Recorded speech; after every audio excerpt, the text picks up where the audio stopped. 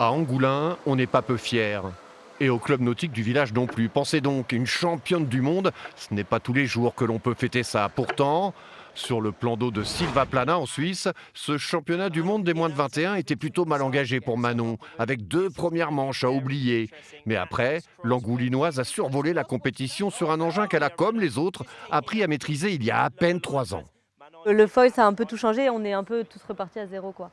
Donc au début, j'étais pas emballée par l'idée et au final, c'est quand même cool, donc c'est quand même mieux que la RSX au final.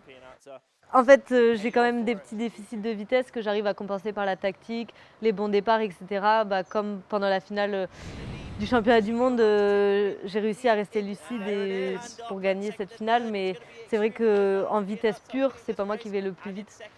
Alors bien sûr, l'objectif est désormais clair pour cet apprenti kiné qui s'entraîne au Pôle France de Brest, les JO l'année prochaine.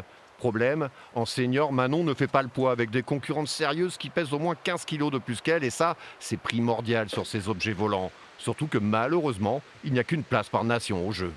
On est 5 sur le pôle France de Brest. Et Connais, quoi. ouais, je les connais bien et elles sont 2 à Marseille. Donc oui, on se connaît très bien et on passe toutes nos compétitions ensemble. On est amis à terre et on est l'une contre l'autre sur l'eau, quoi.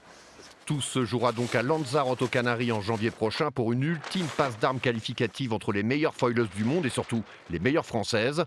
À Angoulins, on croise les doigts pour que la championne du monde ramène aussi une breloque olympique à la maison.